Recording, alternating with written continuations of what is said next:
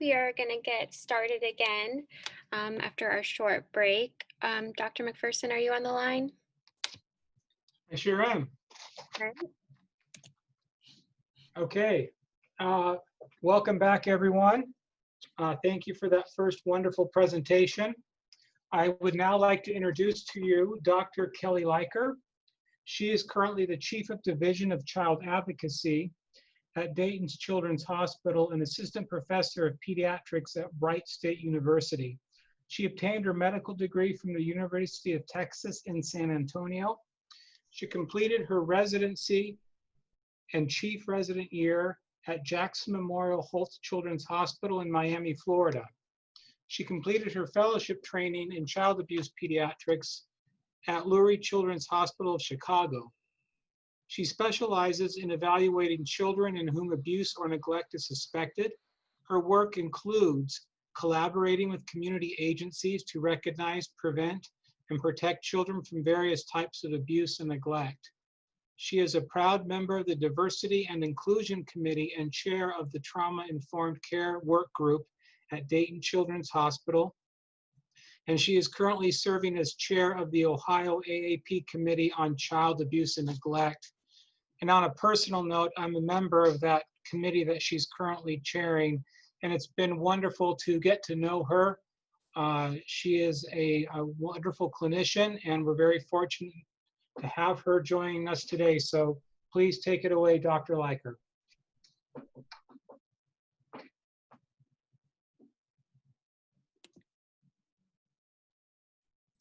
Thank you. Can everyone hear me and see my screen? Yes, we can. Wonderful. I'm really honored to be in such good company today with the speakers that we have, and thank you, Dr. McPherson, for that introduction. It's very kind. Today, I'd like to share some perspectives on bias in child maltreatment, both in the published literature and in my own professional experience. I certainly don't intend for my experiences to be in any way representative of anyone else's, but my intention in offering them is just to be a catalyst for all of you to generate ideas and questions that may be helpful for your experience. Many of us are aware or have learned about bias in the context of research, study, design, and interpretation, but there are also biases that will affect our ability to accurately recognize possible child abuse and neglect.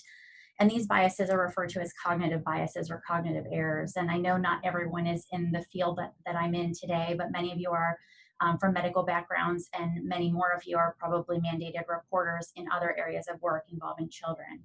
So I think this will be important to review. So selection bias is an example of cognitive bias and is what may impact who is evaluated for child maltreatment. For example, if a family or caregiver is felt to be quote unquote appropriate, however one defines that term, then the child might be less likely to be evaluated or to receive as comprehensive an evaluation as children determined to have quote unquote bad or suspicious caregivers. If this happens, then one may determine that the results of your evaluation will support the predetermined beliefs that you had about the caregiver, which justifies the selection bias we started with. Confirmation bias refers to the tendency to rely on or place greater weight on findings which support our theory, and then disregard or place less importance on findings that conflict with our theory. Using the same framework as the previous example, we might determine that for the child of an appropriate family, there must be some explanation other than abuse, and the confirmation bias will act toward those alternate possibilities. The reverse may then be true of a suspicious family. We may be conscious of our determination of families in this way, but certainly if the bias is implicit, then we wouldn't be aware that we're making this categorization. Anchoring refers to inappropriately focusing on one area to the exclusion of others, and the focus is often, but not always, a subjective one. This can happen when a caregiver presents as belligerent, for example, and this behavior becomes the focus of the evaluation, leading to questions of the caregiver and subsequent decision-making that would reinforce and address only that one focus. Likewise, prior knowledge of a family being affluent or well-educated may position one to question less or do less based on this one feature of a family. Stereotypes are beliefs about people based on certain characteristics. These beliefs are fixed and generalized to groups. And surveillance bias is an emerging area of research interest in child maltreatment work, and it refers to the bias that occurs when people are disproportionately referred to CPS because they are already receiving services and are therefore more visible to a professional reporter. So an example of these service providers may include, but are not limited to, home nurse visiting programs, medical specialists, and mental health professionals. This graph depicts the distribution of screened-in referrals that are made by the various groups you see listed. If we look at the groups for providing the largest number of reports to hotlines, we see that the overwhelming majority of reporters are professional: teachers, medical and mental health providers, and law enforcement. If we think that the disparities I'm about to present today may be associated with only reports that originate from non-professional reporters, then we would be mistaken in that assumption. It's helpful to remember before we start that the ability to separate bias from objectivity in this kind of decision-making is not dependent on or correlating with any particular credentials or professional experience. I'd like to begin with some published literature on bias in medical evaluations. And I'll mention this literature on bias in this work is prolific. I did not intend to include the exhaustive list of all the publications in this presentation, just a sampling of what's available. This particular study is an older but frequently cited article that showed that we definitely miss cases of abusive head trauma when we see them. Of note, abusive head trauma is the term that we use to describe inflicted injuries of the head and brain, rather than shaken baby syndrome, due to the numerous mechanisms that can be employed to inflict this injury. Shaking is only one of those mechanisms. So of these children abused with head injuries, about a third of them were missed on their first presentation. And for those cases that were missed, it took an average of 7 days and almost 3 visits per patient to identify the abusive head trauma. Why is this important? Well, of the missed cases, 27% of the study sample were known to have been re-injured due to the delay in diagnosis. 40% had complications related to their injuries, and 9% of the children died as a result. So when do we tend to miss cases of abusive head trauma? Well, it was less recognized in very young children, who obviously cannot tell us what has happened if they're not verbal, in white children, in children from 2-parent households, and in children with less severe and less specific symptoms. Subsequent studies in this area have supported these findings. Now, race is not the only parameter which can contribute to bias, and I echo the statements made earlier regarding the term race and as compared to ethnicity and culture and other things, so I won't reiterate that here. But race is an important parameter and a timely one and an area of significant research. So I will present a fair amount of studies pertaining more specifically to race, and I will address later other ways in which bias can affect this work. I also want to acknowledge, again, race and ethnicity are not the same thing, and they are used and defined variably in the studies we'll be talking about today. So in this study, charts of children less than 3 years of age with skull or long bone fractures were reviewed. Minority children were shown to be more likely to get a skeletal survey, which is a component of a suspected abuse evaluation for children less than 2 years of age. Minority children received more skeletal surveys than white children, even after controlling for insurance status, independent expert determination of abuse, and appropriateness of performing a skeletal survey. This same group was also more likely to be reported to CPS, again after controlling for insurance status and the likelihood of abuse. The disparity in reporting was greatest, 3 times higher, for minority children who were determined to have sustained accidental injuries. And this may make sense to us intuitively because the room for bias to affect medical decision-making might be greater when abuse isn't severe or blatant. Evidence supports that one of the major moments in which bias rears its ugly head is in moments of high ambiguity. So the less certain the diagnosis from the start, the more likely bias enters in to help us land on one side of the fence or the other. In this more recent study, it was demonstrated that fewer skeletal surveys were performed for white infants once again. However, the study also demonstrated a higher rate of abuse in this group. Authors raised concern that this statistic might represent the possibility that some groups, such as Black or underinsured infants, were being over-evaluated, and others, such as white or privately insured, were being under-evaluated. We sometimes think of abuse evaluations as a concept of a safety net. We evaluate children in whom abuse is suspected, not confirmed. Ideally, we would also see children who have not been abused because surveillance of a larger subset of patients is going to increase the likelihood that cases of actual abuse are not missed. So if we underreport or underevaluate certain groups of children, then we may only be seeing the more severe or blatant abuse in those groups and missing children with minor or fewer injuries based on our selection bias. In this study, there was a higher proportion of abuse diagnoses in the white and privately insured groups, suggesting that perhaps a large enough safety net for that demographic was not cast.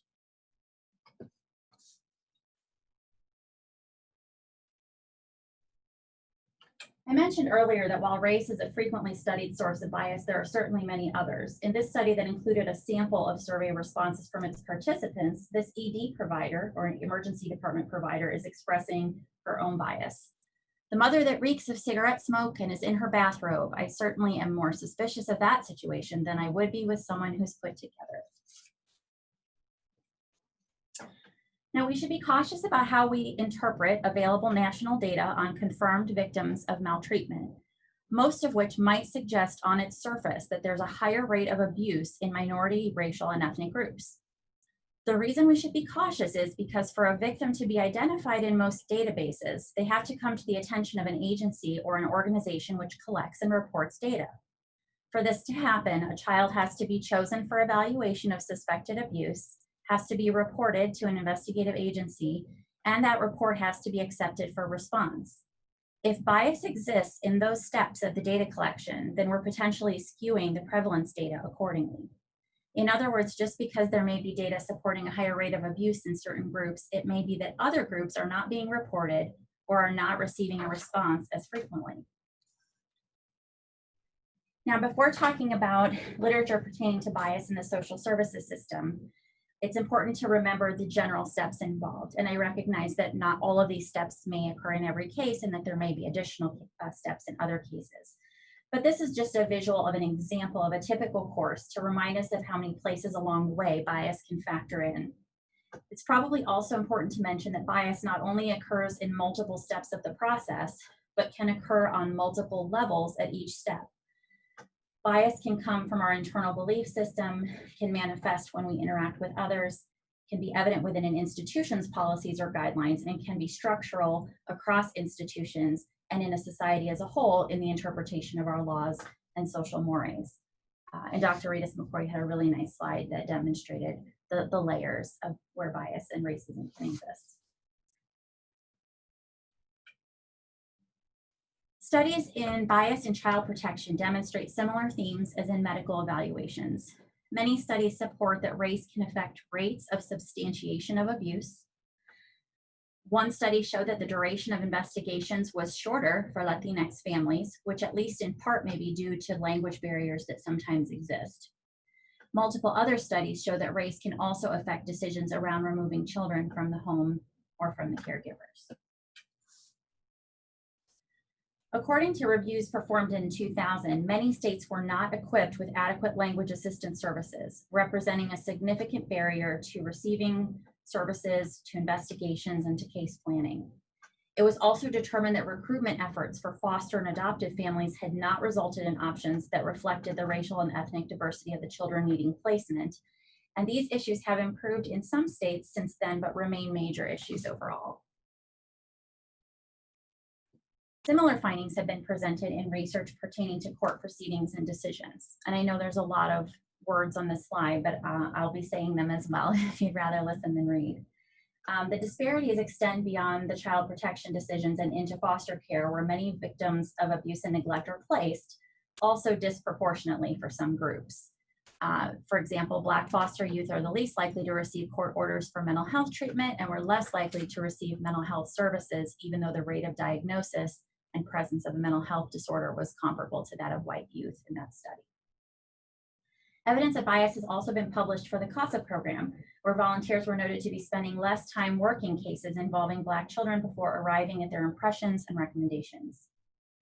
We see similar findings in juvenile court, where minority youth experience disproportionate arrest rates, a higher likelihood of being detained or incarcerated, and a lower likelihood of diversion.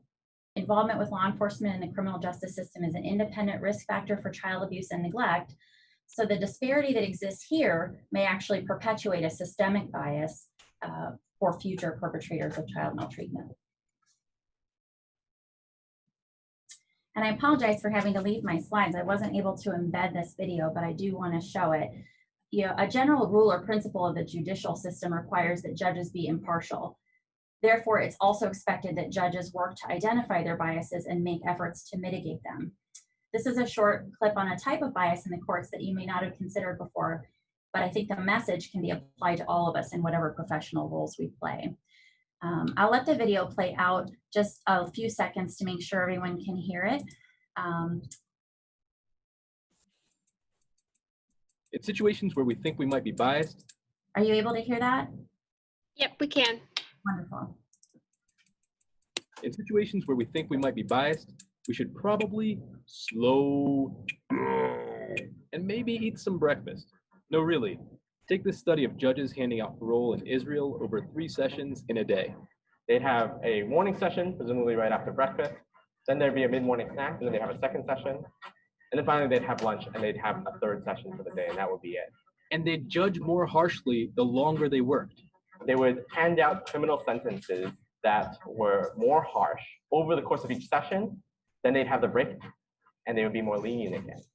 If you are one of the folks who are unlucky enough to show up in front of the judge near the end of the session, they are more likely to be punitive.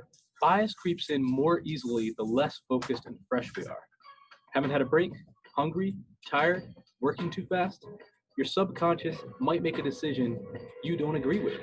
What we want to work toward is figuring out systems where we can look at a resume or we can look at a work product and we can know what we're looking for, be slow and methodical as we're doing it, and frankly be aware that we might have a bias that comes into play so that we know to correct for it. And this really matters. For example, in medicine, there's been research showing that sometimes Black people get prescribed fewer painkillers than white patients, and that they sometimes get more amputations than white patients in similar situations. But some doctors have also found ways to improve.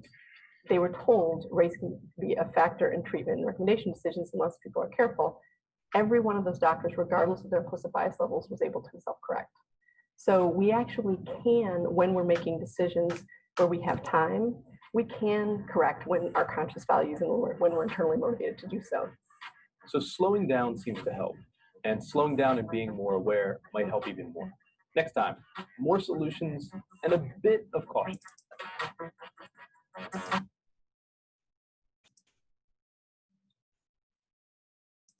Okay, are we back on the slides? Yes. Okay, wonderful. So we've looked at some evidence for bias existing in the medical, social services, and legal realms around child abuse. This may be a good time to mention there are evidence-based risk factors which have been shown to increase the likelihood of abuse and neglect if they're present. So what if we're basing decisions on the presence of these risk factors, which just may happen to affect certain races disproportionately? Well, some theorists have argued this, that the racial disparity seen in safety decision-making is only a reflection of the intersection between race and socioeconomic status. But these are problematic because risk factors cannot predict that abuse has occurred, and not identifying risk factors should not falsely reassure us because either we may not be able to identify the risk factors that actually exist, or because maybe there really aren't any, but abuse still happened. Additionally, studies demonstrate that even Black families who are similarly matched with white families with regard to socioeconomic status are still overrepresented in investigations and assessments for child maltreatment. So it's important, I can't say this enough, but while I mentioned earlier, again, that there are evidence-based risk factors for abuse and neglect, there have been several national incidence studies that have not identified a correlation between race and the incident of maltreatment after controlling for other known risk factors. I spoke earlier about our biases playing out in areas other than race. I experienced this comparison in a challenge to check my own bias on this website that I participated in recently. Think for a moment about how you might answer this question. Now, hopefully you are not a meteorologist and able to analyze the actual characteristics of the storms in the photos. But studies have shown that removing extremes like Hurricane Katrina, hurricanes with female names actually cause more deaths because people think of them as less dangerous. People also predict that a hurricane will be more intense if it has a male name and are more likely to say that they would evacuate. Even when you intellectually know that something's illogical, your brain can work in mysterious ways. Just like with questions like this one, sometimes your brain can house hidden gender biases that you've absorbed over time. Now, I asked my husband this question, and his first response, even though he knew it was silly, was that he would say Earl's more dangerous because he hadn't met a person named Earl that he was terribly fond of. And I apologize for anyone in the audience named Earl, but I think it's just another good example of how our brain functions and kind of where it goes when we're not paying attention and we're not regulating what we really think. So one of the reasons none of us are free from bias is that everything innate to us and everything we're exposed to in our environments will create a construct for how we see the world. Gender is one of those things that we've formed ideas about, and we apply them to new people and new circumstances in our own unique ways. This is true about child abuse as well. So whether we're aware of it or not, we all have ideas about what child abuse looks like, what kind of families that happens in, what kind of children it happens to, and what kind of people are perpetrators of it, just based on our internal characteristics and our life experiences and exposures. So if you could, close your eyes for a moment and just let your mind go to the first image that arrives for you. What does a criminal look like? An image may pop into your head. I'm embarrassed to say, for me, when I was asked this question, I thought first about the Hamburglar. And this may not be a reference everyone's familiar with, but the Hamburglar was a pretty stereotypical cartoon burglar associated with McDonald's commercials when I was younger. So it might not be what you would intellectually or rationally understand that a person capable of committing a crime would look like, but you may have conjured up an image nonetheless, and it may have been a similar stereotype or maybe someone that you had seen in the media recently. Now I'm going to show you these images. Is this what you pictured? I suspect we can all agree that there are similarities between these photos. And if you were surprised to see these pictures, ask yourself why you might be surprised to see them this way. You may be surprised to learn that one of these photos is of the infamous serial killer, Ted Bundy, and the other is of his defense attorney. You may also be surprised to learn that Ted Bundy actually also attended law school for about a year. Why might you be surprised by these facts if you were? You may also appreciate some similarities between these photos. White men similar in age, both with beards, both smiling. If you had to ascribe personality traits to these people based on these photos, what would you guess? Do they look friendly? One of these photos is of a man who pled guilty to killing his wife and children. And one of these photos is of a model that I found on the internet. Any thoughts about these ladies? Both of them were actresses in Smallville, but one of them, the one on the right, was charged with recruiting women into what was advertised as an empowerment group that actually was alleged to have functioned as a sex trafficking operation.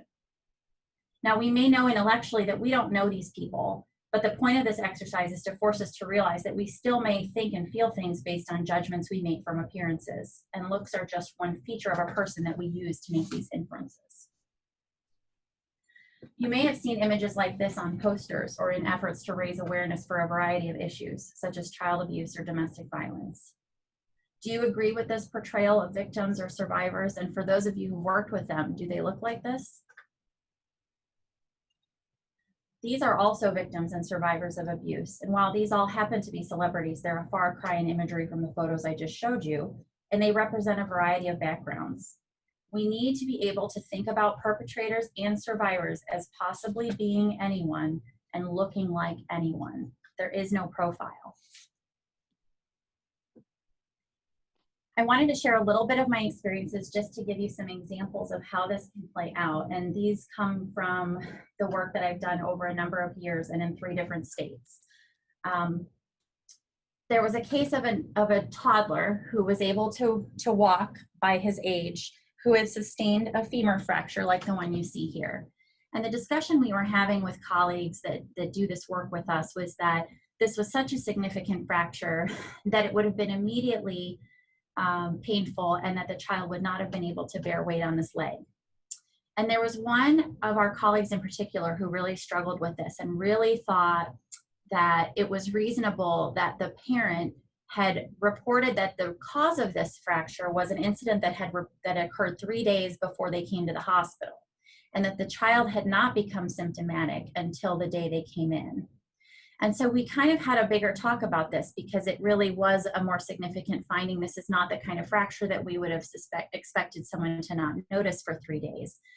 And the conversation went back and forth for quite a while before our colleague started talking about a situation with her own child in which the child had actually sustained an abscess that required treatment, and that she was unaware of it for several days before it eventually got worse and then came to her attention.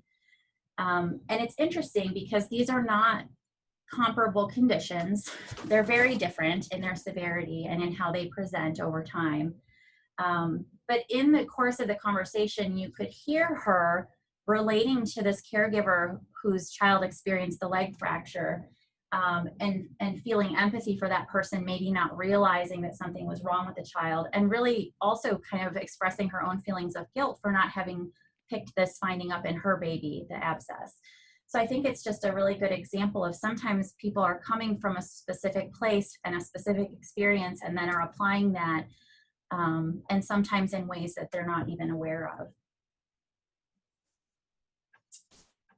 These are some actual or slightly modified statements I've heard just in the course of this work. This happens all the time, so these are just a few of the things that have come up. And I think all of these statements really suggest that the presenter of the information may be aligned either with or against a family or caregiver in these assessments. Many of you in the medical community are familiar with how we kind of standardize our presentations of patients and identify their age and their gender, and then go on to discuss what they came in with and what we did medically. But this particular presentation started with, well, so there's 7 kids in this house, and the family's from another country. And we had to actually kind of stop and start over to kind of remind ourselves that we present the way we present for a reason, so that the information is objective and is inclusive of all of the most pertinent components. I have certainly heard many times, I have a bad feeling about this family, a bad vibe about this mom, or they're a really good parent, they're really appropriate. Sometimes about their socioeconomic status, one way or another, which somehow suggests to me that that's kind of where people are in their headspace. Concerns for their religious background and for judgments that that person has made about what relationships are like in those religious backgrounds. And then one strange comment regarding a child with a burn who was being assessed, and the provider said, well, I just don't know why someone would be ironing at that time of day. But they were ironing at 8 a.m. and it wasn't clear to me why this time frame was outside the realm of reasonable. And then of course, the parents are really appropriate, which again, I think in most instances relates to the fact that this provider is interpreting the family as being appropriate, perhaps because they are saying or doing the things that that provider would do or say in the same situation. And I think that's when we can relate to families, and that's when we think they're being appropriate. This is a representation of many letters and character witness statements I've seen over the years. This one in particular emphasized that everyone in the home worked in respectable fields, in stark contrast to the way they portrayed the person making the allegation.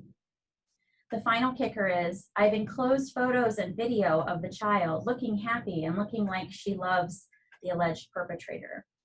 There are so many common biases evident here, that people who commit child abuse can't be professionals or well-educated or people of faith. And people who lie are obviously people who have been diagnosed with mental illness or who have struggled in their relationships. And perhaps the most misleading of all, that children who've been abused can't ever be happy and can't still love their abuser. Another thing I often experience is the anecdotal fallacy. This refers to the application of an experience or an anecdote that will then lead to an overrepresentation of that type of occurrence. So if I call a colleague to inquire about their impressions of a finding or a patient's presentation, they not infrequently say something like, "Oh, we see kids all the time with this finding from accidents." And this kind of logic is a bit problematic for a number of reasons, because we don't know what all the time means to that person. And we don't know how many children that actually equates to. And a provider that may have seen 2 of the children with similar findings in the past week may equate them to all the time because it happened recently. Second, if someone provides a history of an accident to a provider, that doesn't mean that it actually was an accident. And while most caregivers act in the best interest of their children, some don't. And those who have inflicted injury or who don't know that the injury was inflicted may attribute it to an accident. And finally, if those prior patients that formed the anecdote in the first place didn't receive a proper workup or were not reported, then we may be lacking the information that could have helped us determine whether the findings were truly the result of an accident or something else. So I thought I would just share a couple of examples of times where I experienced bias, and where I was fortunately aware of the fact that I did. Certainly times where I'm not aware of it, I cannot share that with you today, but there were some instances in cases that I've evaluated in the past and patients I've seen before where I was aware that the father and grandfather worked in a particular profession that I associate with in my own work. And so when I walked in the room, I had that knowledge. And then the grandfather said my name and knew me personally from some other work that we had done. I didn't know him as well, but the fact that he knew me and that I knew what they did for a living, and of course, all of my experiences in that interaction were positive. I knew that I was liking this family and liking these parents and feeling good about everything, which I think is problematic because I can't know for sure that I'm separating my objectivity from the way that I'm feeling in the moment. So I ended up presenting that case to a colleague of mine who is in the same specialty and omitted the portions that I thought could potentially create bias for them so that I could kind of check my assessment and my plan with that person who didn't have any of that extra information. I also have recently seen a patient who had been previously investigated for concerns of poor growth. And the mother, who was the primary caregiver, had really done a great job getting this kiddo from off the growth curve to the 50th percentile. And I knew that that experience was a difficult one for her. I knew that she had experienced success for the child since then. I also knew about mental health conditions that the mother had and was very concerned that I was seeing this child today for concerning bruises, and that if I were to report and work this up, that I could be setting back all the progress that mom made, that I could be triggering something difficult or negative for mom. And I felt bad, and I knew that I felt bad, but I also knew that these were things I had to do because the decisions around the workup and the reporting for the bruises were evidence-based and were things that I knew had to happen. So I felt bad all day about it, and I worried about the mother all day. And I learned later that the skeletal survey for the child, in addition to the bruises we already knew about, the skeletal survey showed 2 healing fractures for that child, who was an infant, by the way. So all of this was very concerning. All of it reminded me that I can feel how I feel, but I still have to do the things that I know I need to do, and that those decisions can't be based on how I feel. And those are both examples where I felt positively toward a family, but those can be just as damaging as feeling negatively toward a family, because certainly there's a lot of detriment to aligning against a family. But there's also, if you're feeling positive about the family and you let that drive your decisions, then you could be potentially missing injuries and an opportunity to stop a cycle of violence for that child and for that family. So what can we do? Some of this has been mentioned before, but I think it's important enough to be able to say twice. What are your biases? Think about it. Actively think about what kinds of things you could be biased about, just based on your background and your life experiences, and plan for how you might be able to work to reduce the impact of those biases on your work and on your interactions with other people. Think about how you're feeling in the moment. Do you really like the person you're interacting with? Are you having a negative reaction to them? Are you tired, hungry, in a hurry? Acknowledge your emotions, call them out, and then make the effort to separate them from the decisions you're making, or wait to make the decision until you're in a more objective headspace. I read an article recently in which someone said that protesting changes policy, but conversations change communities. I just want to encourage everybody to seize the opportunities you're presented with to address bias where it may exist, to help other people see what may be playing into the way that they're thinking, and also to be open and comfortable receiving the same feedback. Ask hard questions, make mistakes, because even if it's uncomfortable or difficult, it's how we grow and how we progress together. No one says this is easy, but it's the work that's going to move us forward in a positive way. Look into your organization's policies and procedures. Are they objective? Are they equitable? Can they be more supportive of diversity and inclusion?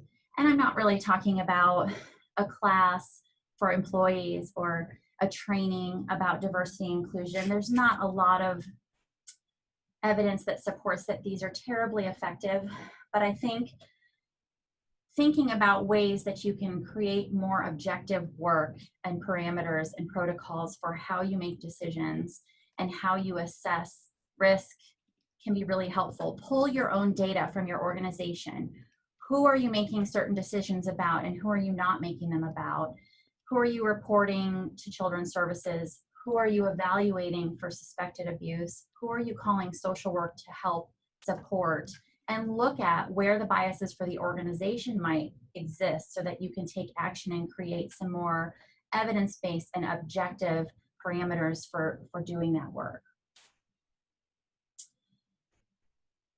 Look into your engaging your clients and patients and families in the process. Learn about what their interests and backgrounds and priorities are so that you can achieve better understanding or identify where there might be common ground.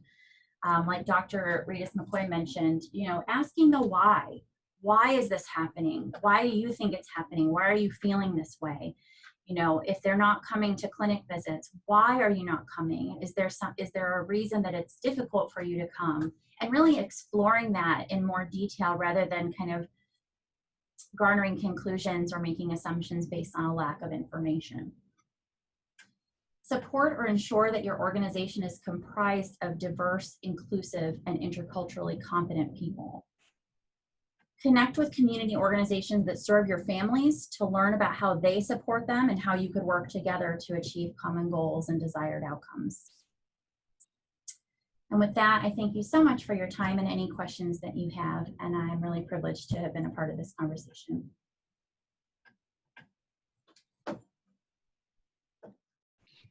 Thank you so much, Dr. Leiker. As Haley mentioned in the chat box, feel free to put your questions there and we'll maybe take a few minutes for people to write out their questions before we move on to the next presentation.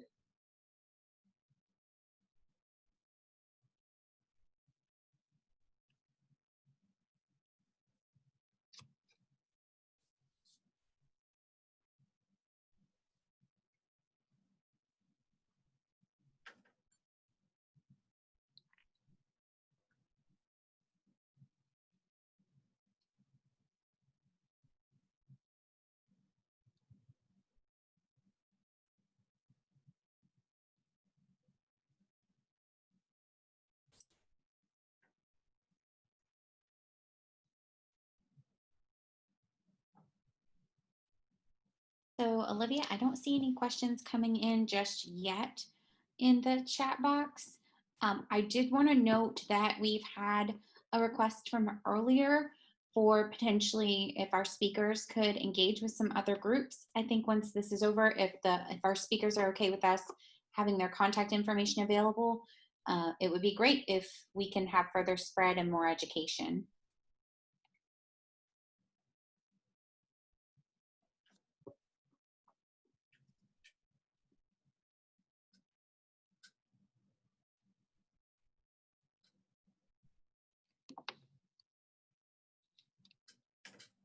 Great, then I think with that, we will move on to the next presentation.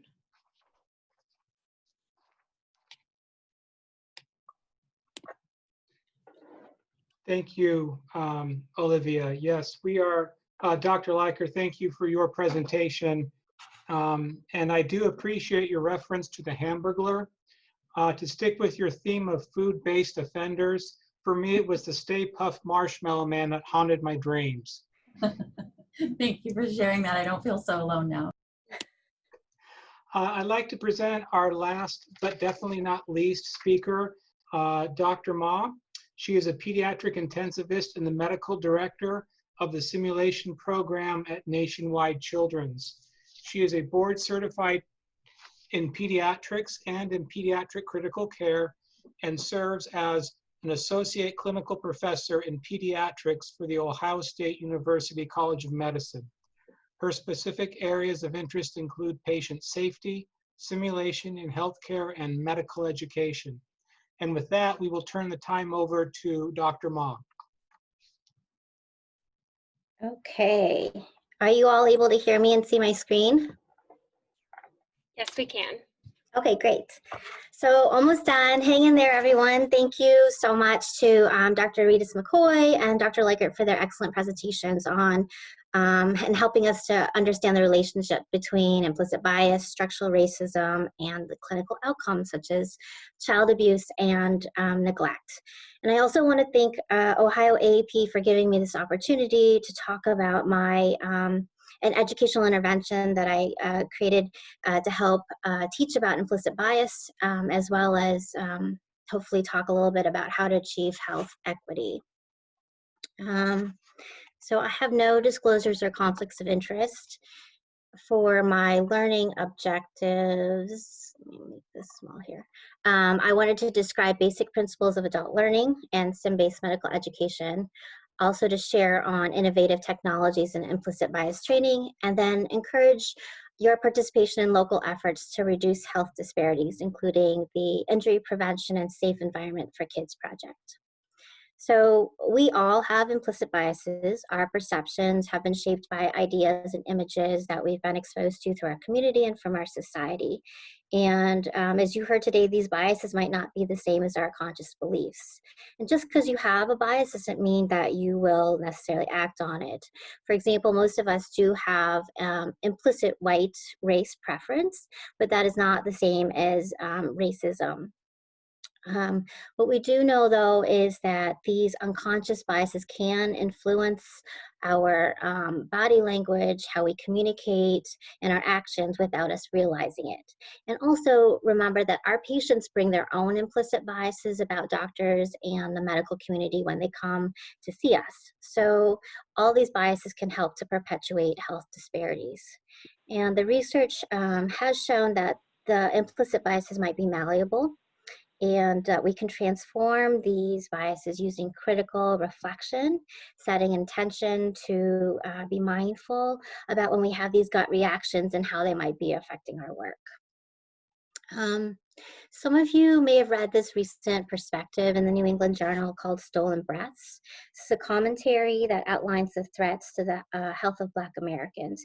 And the authors recommend 5 practices that healthcare systems can do to dismantle structural racism. And I think actually that 2 of the recommendations can also be undertaken at the individual level. So one of them is make mastering the health effects of structural racism a professional medical competency. So this is directed more at training programs, but you know, a lot of us are done with our medical training now. So how are we going to obtain mastery level learning of these skills and become competent in it? So it's going to require more than just listening to a lecture or a webinar. It's going to involve deliberate practice on our part to really recognize our biases that we have when we're caring for minority patients, and then making that additional effort to build trust and trust with them through our interactions, and making sure that we're providing equitable care. So the second recommendation that they have is to mandate and measure equitable outcomes. And the rest of my presentation, I'm just going to kind of talk a little bit more about those 2 points there. So first, I wanted to talk a little bit about learning. and adult learning. So what we do know is that the more engaged the learner is, the more interactive that presentation is through demonstration, discussion, or practice doing, then the more likely and longer the learner is going to remember what they heard. So that's opposed to, let's say, some passive learning such as a PowerPoint presentation. And adults learn by reflecting on their experiences. So this is Kolb's experiential learning cycle, where basically if you have a concrete experience, which could be through a scenario like a sim scenario, and afterwards you have to reflect on it, which in simulation we call debriefing. So that's where we really just unpack everything that happened during that simulation. And during that debriefing, you really want to think about what went well and how you would relate that to your prior similar experiences and what you might want to change for the future. And then you would go ahead and practice those new skills or thoughts with your next experience. So I really want to stress that that critical learning does occur during the debriefing, that it should be an active reflection, as well as ideally if you can get the learner to self-identify their mental models rather than having to be told what they are. So if that's self-identifying of mental models that led to their behaviors, again, what went well, what needs to change, and then they can build those new mental models for application in the future.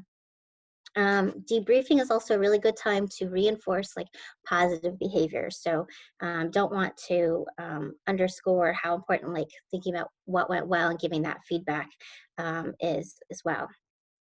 So in 2018, the Ohio Medicaid and Government Resource Center created and funded the Medicaid Equity Simulation Project. And they wanted to hear proposals for ways to use simulation and virtual reality to address implicit bias and social determinants of health. So I'm an intensivist. My research is in traumatic brain injury and cardiac arrest, and I really did not have much background in implicit bias or social determinants of health, but I do know about simulation-based medical education. So I had multiple people email me or find me and say, hey, you should apply for this because of your sim experience.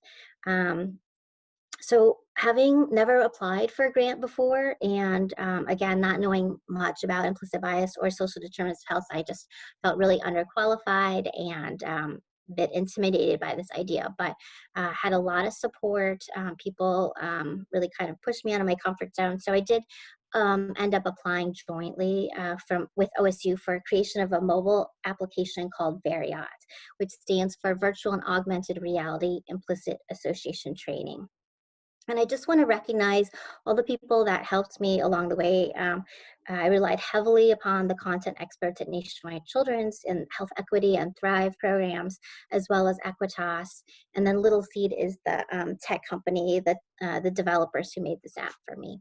And it is available for free download onto your smartphone or iPad and tablet. So wanted to tell you a little bit about the instructional design aspects of this app and what I was considering as I put it together. So one, I wanted to have wide dissemination. I wanted a lot of people to be able to use it. And so because of that, I felt that to use like specialized equipment, like a headset, like you would for virtual reality, would really limit the reach of this. So I didn't use the latest technology. I wanted to go the mobile app route.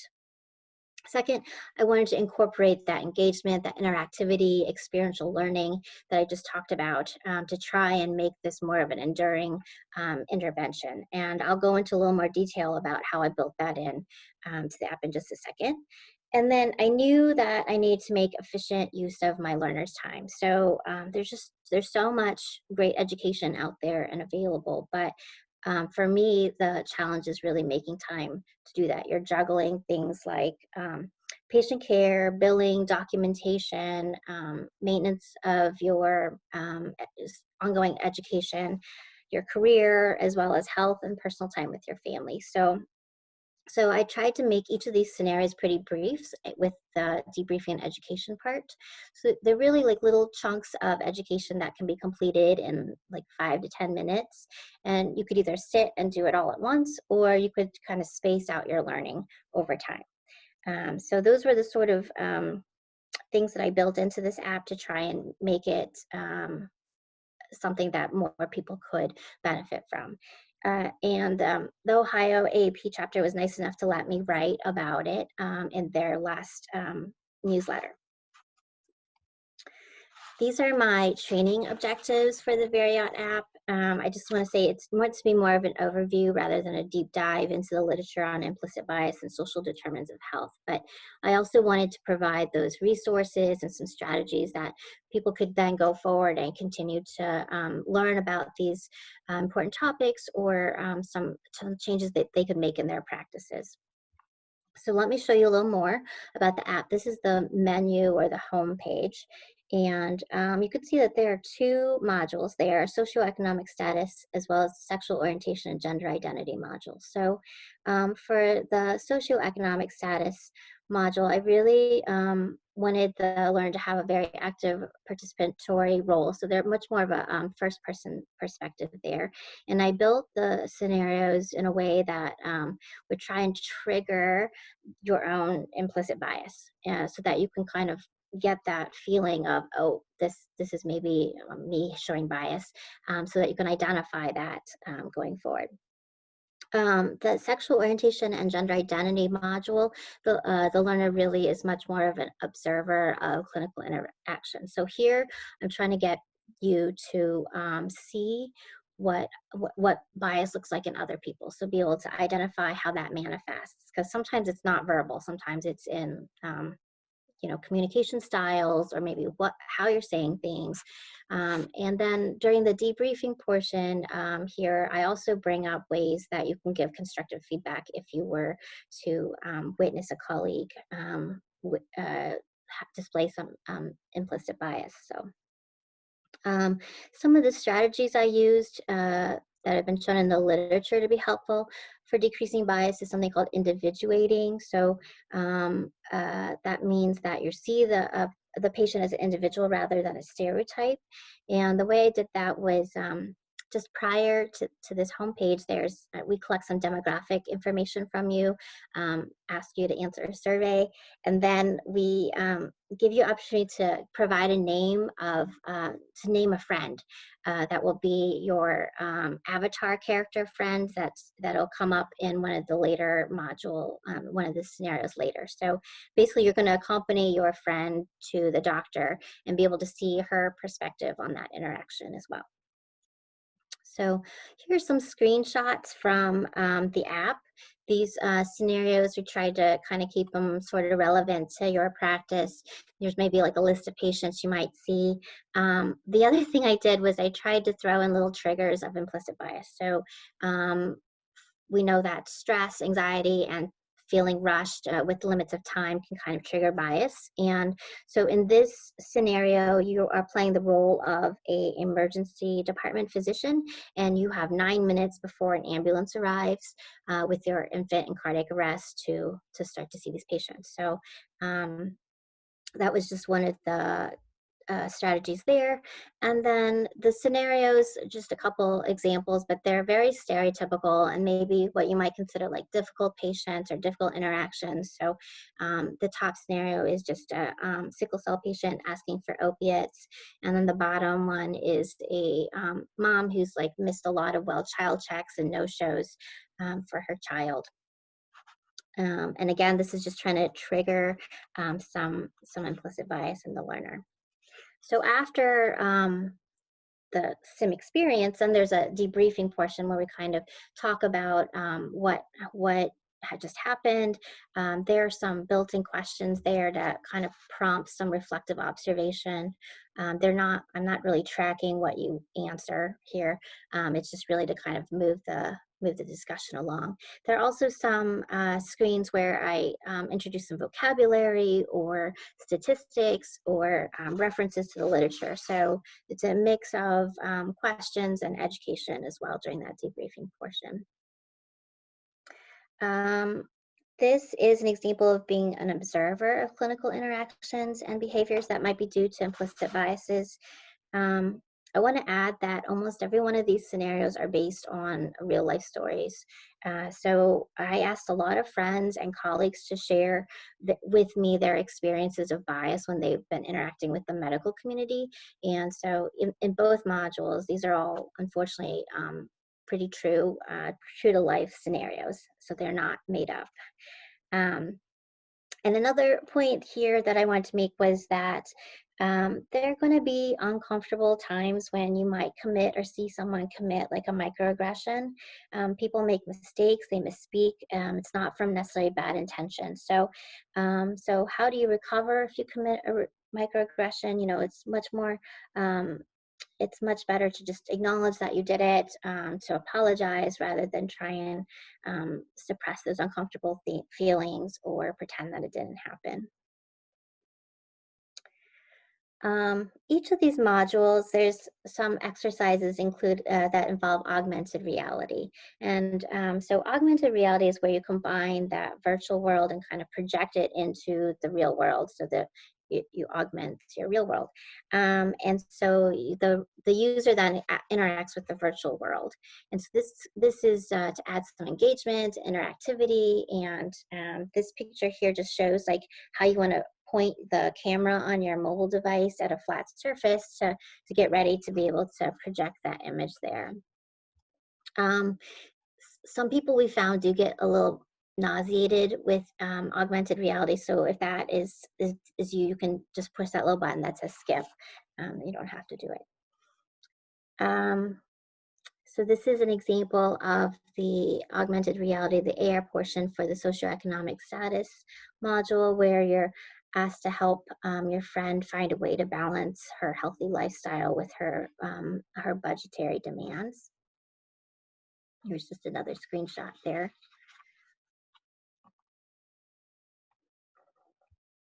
And then in the second, in the other module about sexual orientation, gender identity, there is a augmented reality exercise where you can help to kind of redecorate a waiting room to make it more inclusive.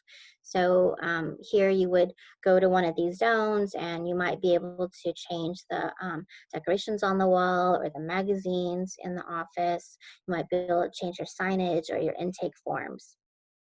And so this is just kind of an up-close picture of, you could tap it and toggle back and forth between what's considered more inclusive versus less inclusive.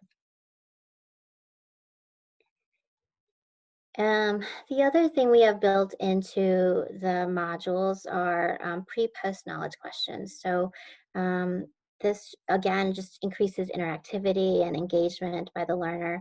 And so these questions sort of interspersed before the education portion during the debriefing. And then they're all again given at once at the end of the module as the post-intervention assessment. And this really allows us to give CME or CE credit for participating in this. Additionally, if you have trainees or people who don't really need CME credit but want like a certificate of completion, then that can be made available. You just click the button for it in the app. And that's really great because then the trainee can give it to the program director, it goes in their file. And then when ACGME comes around for their site visits, then you could show that you are fulfilling that requirement. And then the last thing about the app that I want to point out is this button that says references and resources on the menu page. Here is where we have some PDFs available about useful community resources that you could use for your patient population. As well as screening tools for social determinants of health, as well as other educational websites where you can go to learn more about the topic. So really trying to encourage our participants to continue their own education and use of these tools. We did some pilot testing in 2019 where we looked at skill-based learning and multicultural competence at 3 different time points. So pre-intervention, immediately post-intervention, and then 1 month post-intervention and post this training. So there are 22 professionals from both adult and pediatric medicine settings and multiple different subspecialties who participated. The median age was 46, and the majority identified as female. Most of the participants reported that this was highly relevant and important for their job, as well as we were able to show that there was improvement in multicultural competence after training that was sustained at 1 month after. And then we were also able to show that there were skills such as applying strategies and using resources to minimize health disparities for ethnic minorities that were further improved at 1 month after training. So this was really exciting to see, and I'm hoping that for this year, it's about to end of June is when we're going to start looking at our data for the year. So I'm really hoping to see that with a bigger sample size, these sort of results will be still in place. So next I wanted to talk about some how you can work towards eliminating health disparities at your own local practices, practice communities. And this would really start with measuring outcomes. So before this project, I had this impression that it was best for me if I just treated all my patients equally, that I shouldn't give any special preference, VIP treatment to any special groups, and that's how I should practice. It seemed like the right thing, the fair thing to do. So what I've realized now is that health equity is not the same as equality. So to let my patients all have a chance of obtaining equal outcomes, I might need to actually spend more time and put in more effort with some of them that might come in with fewer resources.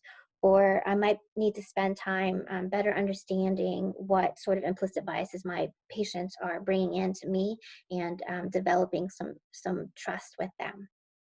So wanted to give you some ideas about how you might be able to take some of the things you learned today and start working towards health equity in your practices. So one would be identify implicit biases in your practice team. Start talking about maybe your experiences with implicit bias. Really surveying your patients and families to make sure that their experiences are what you are hoping that they will be, right? What are their expectations from you, their preferences, and whether or not their experiences are positive, or if there's some way that you can help them have a better experience. Look at health outcomes and see if you have any disparities in your own practices. So anything due to race, gender, socioeconomic status, people who are patients who are non-English speaking status, or sexual orientation and gender identity. Or if you don't want to look at health outcomes, there are other measures you can look at. So your no-show rates, any gaps in care, what are your vaccination rates, frequent readmissions to the hospital, times to needed interventions such as surgery, or your compliance with clinical pathways. Do any of those differ or correlate with different social determinants of health?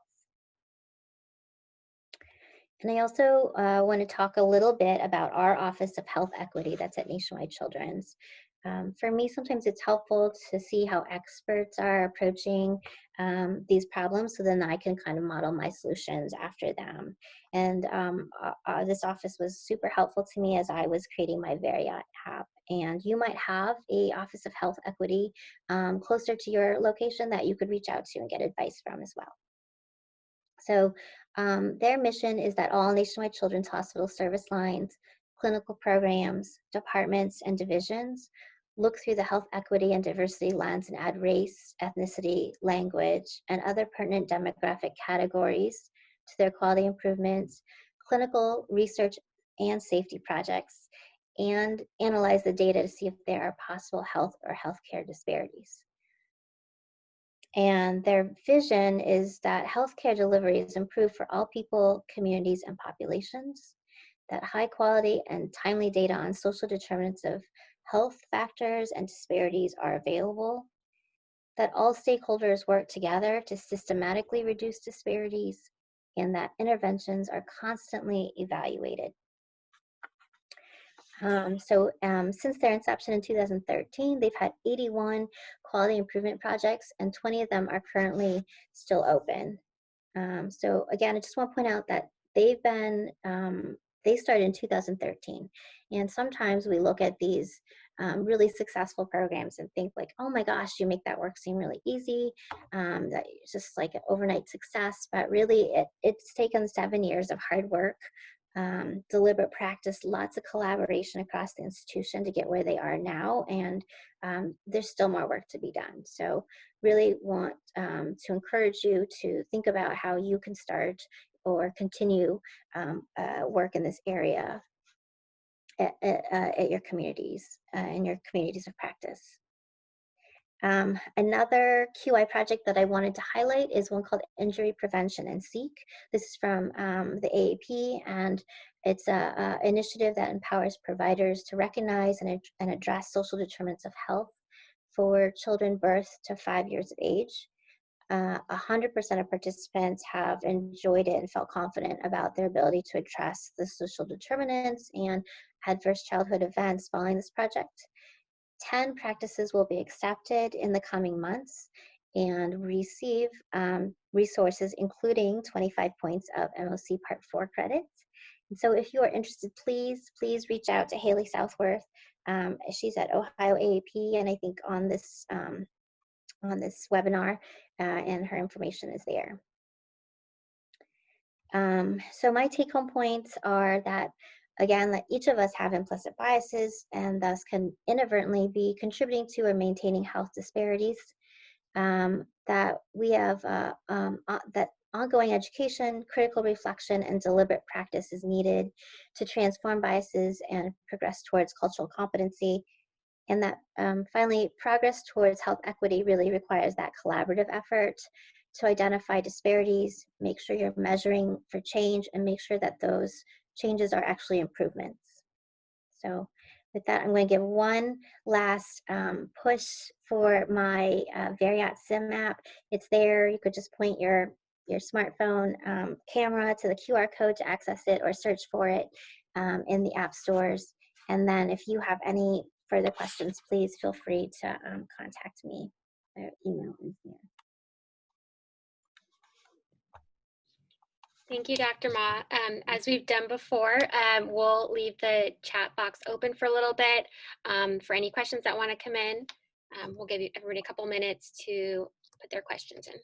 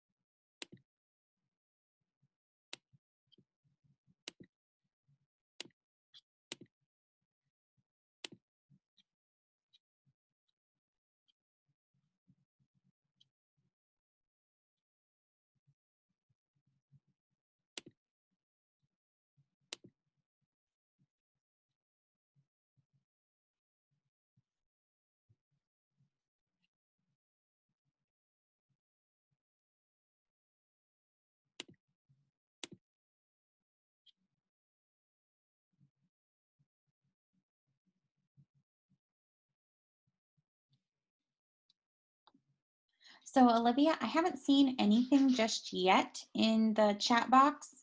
Oh, here comes a couple. So first question is for Dr. Ma. How much time should we allow for completion of the Variat Sim app?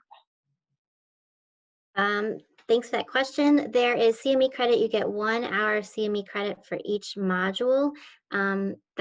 That being said, they probably do not take that long, especially, it really depends on if you are able to use technology well, or if you have a little more time, if you require a little more time for that. So. Perfect, thank you. And then I'm gonna have to, I'll throw this out there, but perhaps someone, the asker in the chat box can elaborate on recent legislation. Is anyone familiar with recent legislation that would be related, or can you give any sort of other input in the chat? Are you able to hear me okay? Yes. Okay, sorry, I'm on my cell phone and I can't figure out how to work it, like a laptop for a chat. So Sure, the go ahead. that I was speaking on is related to gender affirming. I don't exactly know too much about it, but I had a friend who was telling me about President voting against having businesses and medical staff being required to use gender affirming verbiage and being required to serve with inclusivity, and how this relates to the bias that we've been learning about today. I don't know if somebody else is more educated on this legislation stuff, or if not, it was just, it's okay. It was just something that popped into my head. Yeah, thank you for asking. I will see if any of our panel of presenters or our medical leadership has any insight or thoughts related to the legislation or policies around gender affirming in hospitals anyway. Any kind of feedback?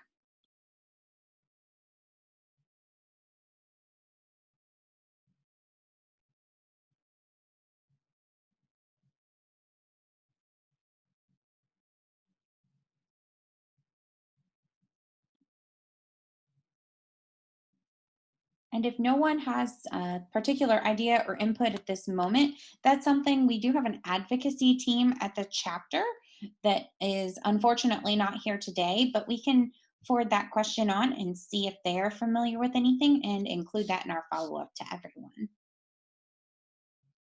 So at this point, I'll just say if anyone has other questions or comments, we'll leave the box open for a couple more minutes, but we'll get ready here shortly, I believe, to go through our final wrap up and housekeeping items.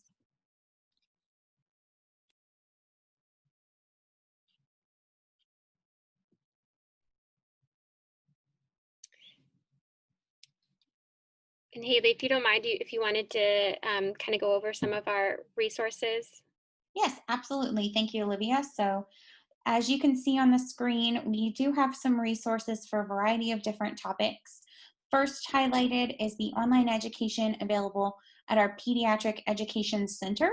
Our previous training on sentinel injuries is posted there, as well as other trainings that are available currently for CME or MOC credit. This includes presentations on lead prevention, atopic dermatitis, nutrition and play, and other archived education on child abuse and neglect. These trainings are open to everyone to participate. Not all have current credit, but definitely are potentially valuable learning opportunities. Additionally, we have our family resource page. Dr. Ma highlighted our Injury Prevention Plus SEEK program that is going to be launching a third wave sometime in the fall. And there are family resources curated for this program currently listed at that link. We will be updating and expanding upon those in the coming months, but if you need a quick resource, there's a few things there sorted by community as well as at the state level. Finally, on the slide, you can see our COVID-19 resource page. This is something that's been frequently updated as new information becomes available.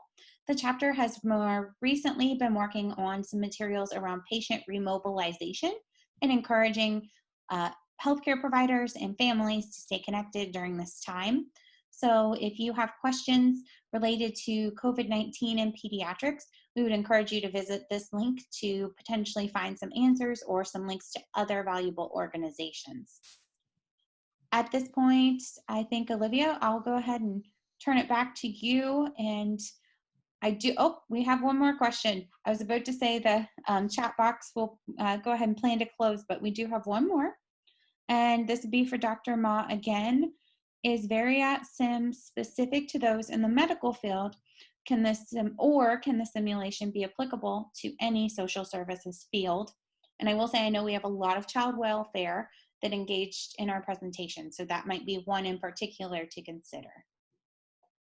Yeah, we've had multiple different disciplines try it and have had positive feedback from it.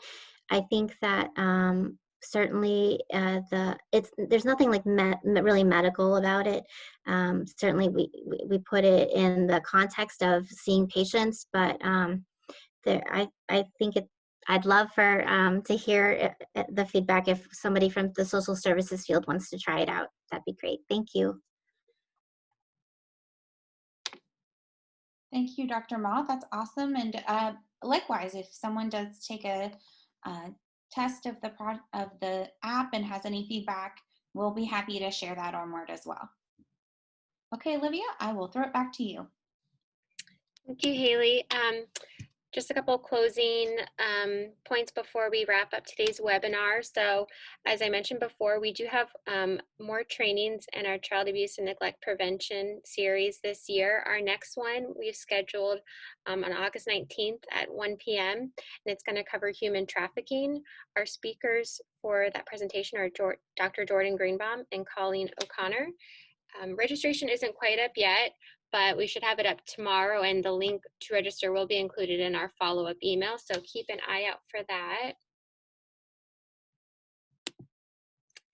And we'll do kind of one final wrap up. If anybody has any questions, feel free to put them in the chat, and if any of our presenters have any closing points, feel free to reach out.